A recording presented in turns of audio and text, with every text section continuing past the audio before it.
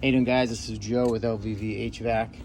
So we have one of our first AC calls for the year, and we've got our gauges on the machine. We have 24 PSI. This thing should have around 120 PSI just sitting here. It's an R22 unit. We did notice that there is a lot of gunk on this suction line pipe right here. And a lot of times these things start to leak. They get corroded, they leak. So we're gonna have to nitro it. We're gonna put the nitro tank on, give it a good 150 PSI, see if we can see where the leak is coming out of. Hopefully find it, fix it, then we can put some refrigerant back in, okay?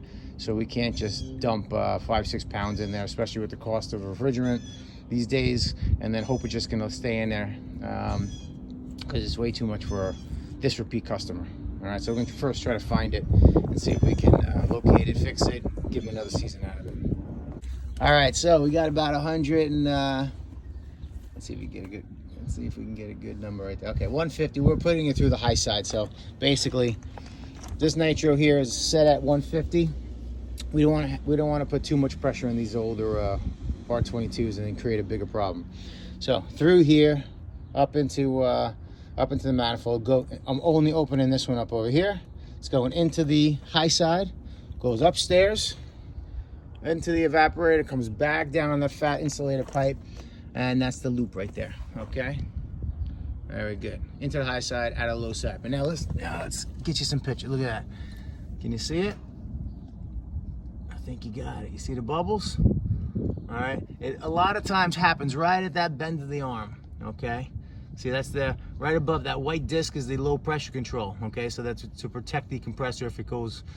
If you do have a leak, okay? So, what was I saying? So you got the low pressure control right at that arm over there is where, let me see if I can zoom in. Can I zoom in a little bit? No? There you go. Right on that arm where that bend is. Let's see if I can clean it up a little bit. You see this? Right, where are you? I can't find you now. There you go, right there. See that arm? There's that hole. Okay, so right here is the low pressure control. All right, it bends right in there, and that bend a lot of times on the vibration will go on you. All right, so got to pressurize it.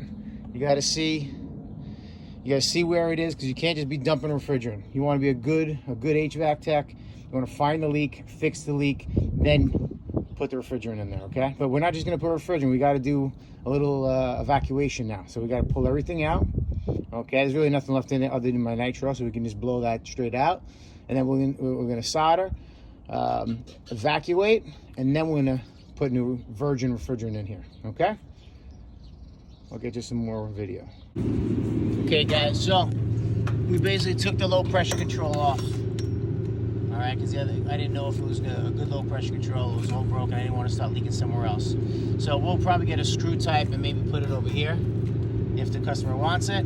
But as of right now, we crimped it, we resoldered it, and we have the pressure test going on right now. And there's no bubbles there at all. Spray one more time. There you go. Good. See, no bubbles at all. That's it. And we have about 154 PSI. There's no drop in that pressure now. So I'm gonna close this. Don't make the mistake of leaving this on, okay, with the regulator 150 and having this open, and you having a leak, but it's not going down here because this right now is set for 150. So if this is open here, this is open to the regulator. So if you do have a leak, if the leak's coming out of the system, this is going to continue to push up to 150. I made the mistake once. Okay, so what you want to do is after you get your pressures to where they are, okay, you close this. You can even close this, okay, isolate it away. Now you got this, see, 154, 158. That's just open to the system. Nothing's coming out, we're good. You'll always have a little drop here and there, there's a little air in the system still, but that leak is gone. So now we're gonna take all the nitro out. we're going to use our JB Platinum over here to evacuate down to a good 500 micron. We'll be all set. All right, I'll get you some more video. All right, guys, so we got our vacuum pump on the machine. Right now it's at 650. We're gonna get it below 500. When we shut the pump off, it's gotta stay under 500. We did a leak test with the pressure, with the nitro to pressurize it. It stayed at 154 the whole time. Listen, technically you should stay for 24 hours, but people in the field don't have time to do 24 hours, okay? Especially homeowners, people that are older or children, they don't wanna wait 24 hours for a pressure test. So you gotta find the leak, be more or less 100% that you know that's the issue, fix it, pressurize it, test it. You'll be 99.9% that that's most likely the problem, okay? Then after you pressurize with the nitro, which is the inert gas, and you can get rid of it, put your pump on, do it the right way, get it below 500 and keep it there. And then you can charge it right back up. When you weigh it in, you're gonna weigh it in with your scale. We have right here, okay? It says R22, 77 ounces. So you're gonna take 77, divide that by 16, get how many pounds you need, put it on the scale, dial it in, and then depending how long the run is, okay, normally it's like 0.6 per foot over, say, 50. So we'll turn it on. We can dial it in a little bit with the superheat and the subcooling and everything like that. So a machine like this here, I'm not sure if it says it, but it might say, normally it's like a subcooling of, say, like 10. All right, so we'll try to get it right around there. It's not a super cold day, so we can get it dialed in pretty good, and if need be, we'll come back and top it off and then put our gauges back on it. You know, on a 60 degree day, it's a little hard to get the subcooling and the superheat dialed in perfectly. You really want like a 75, 85 degree day for that.